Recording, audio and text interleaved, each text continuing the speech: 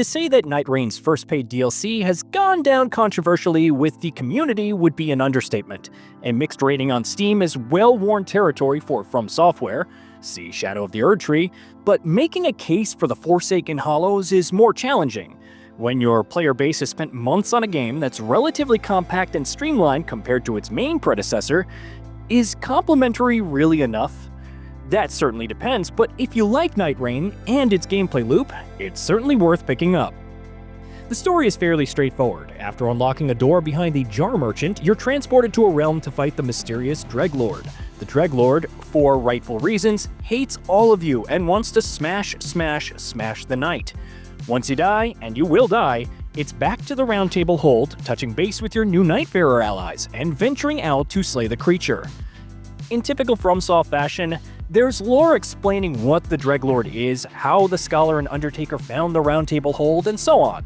There's also the Great Hollow, a vast underground area with a giant crystal in the center and a foreboding tower. Is it all intriguing?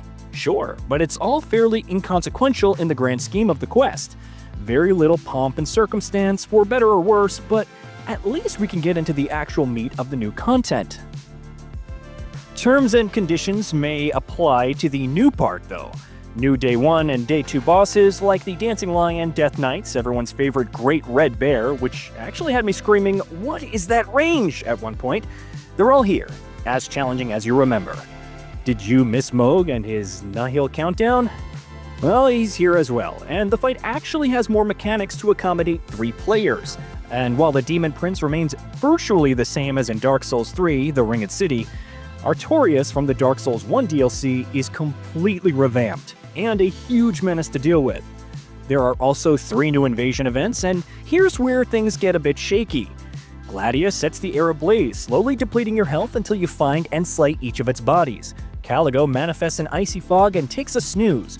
You may even find yourself abducted by the Balancers and sent to 3 random locations, like the new swamps, to slay enemies if you want those flask charges back. One particular event that I found hilarious, which I'm not going to spoil, also sees a familiar foe returning after you've finished a Day 1 boss. While the others are fine, it's Gladius and Caligo that can feel awkward in some circumstances. For instance, killing a single body of Gladius, there are 3 in 3 separate locations, so hey gang, let's split up, will constantly summon fairy dogs until you slay them all.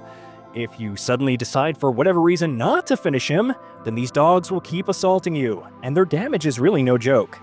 I also can't imagine how annoying this would be for solo players, since slaying all 3 can be a major time sink for a decidedly average benefit.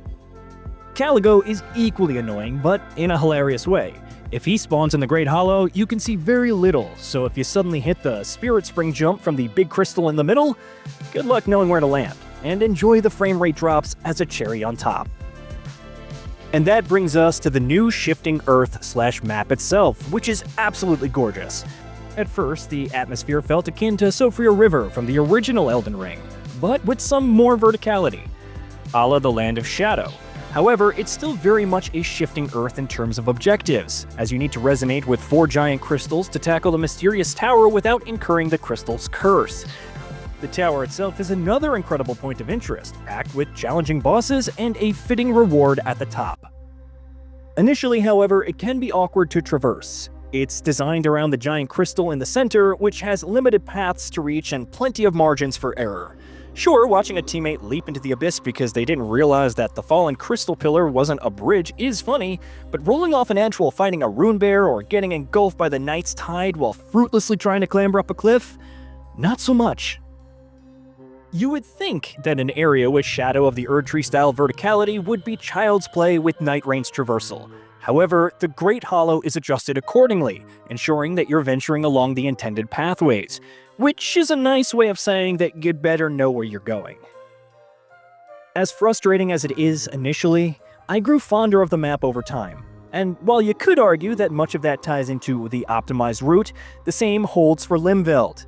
If anything, the objective is much more centralized and focused. I still feel Limveld is superior, especially because it can have other Shifting Earth events to spice up runs.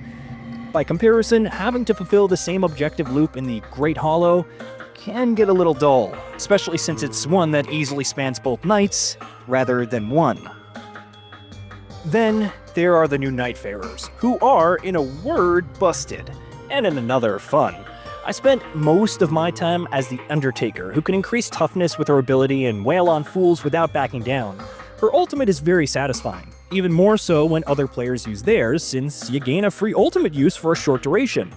If you have more than one Undertaker, chaining together ultimates one after the other is just awesome.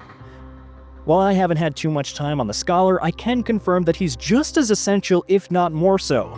Being able to analyze and either debuff enemies or buff allies is one thing, and causing enemies to share damage is another. But it's the item leveling which truly elevates him. Imagine buffing boiled prawns so that it not only grants more physical damage resistance, but also max health. Now equip a relic to share those effects with the rest of your team. Or leverage his arcane stats to deal some heavy status damage. Figuring him out takes more work, and if you want a pure melee build, then the Endurance/Dexterity Respec relic is a must. It probably shouldn't come as much of a surprise that the new Day 2 bosses are also great. Without delving into too many spoilers, the balancers aren't as unrelenting as I thought. But that doesn't stop the fight from ascending in cinematic scale, and the background music is simply unmatched. The Dreadlord, on the other hand, is far less elegant, far more brutal, but still a spectacle in its own right, especially the second phase. Oof. Yes, you'll see shades of other Dark Souls bosses and maybe a Bloodborne DLC boss, but it's still a very enjoyable, challenging fight.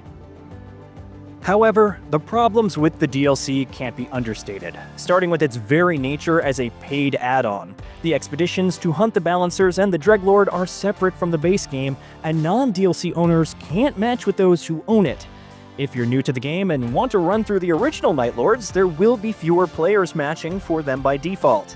As more and more players finish the DLC and go back to farming the regular game, I don't think this should be the biggest issue, but it still fragments the player base. The other issue is the lack of new weapons. Now don't get me wrong, I like the new relics and the fact that every base game class gets a new vessel, which requires playing through the Deep of Night to purchase, but I digress. But the lack of any new weapons whatsoever is just baffling. Aside from new hammers and straight swords for the new Nightfarers, they could spruce things up for the older classes as well. Maybe give you another reason to revisit them besides testing out new relic setups. Even if your mileage on the new map will undoubtedly vary, the two new Nightfarers and Day 3 bosses are a great addition. The value proposition becomes that much tougher to reckon when this is more than a third of the base game's price but doesn't offer anywhere near as much content. Forget that this is a roguelike where new weapons feel like a must to add more variety to runs. Having no new additions feels bad. If FromSoftware can bring over so many things from previous titles, why not at least 10 or 20 new weapons that aren't already in the base Nightreign? This isn't even me saying just copy and paste it, bro. I'm genuinely confused that they weren't a priority ahead of time, and we've known for a while now that this DLC would be coming. Despite this, is the Forsaken Hollows worth $15? I'd say yes if you're a fan of Nightreign and looking for a reason to jump back in, however short-lived it may be, but your mileage may vary. The Great Hollow isn't for everyone, and I really question how much longevity it can really offer unless you're really inclined to embark on the solo challenges with every single Nightfarer.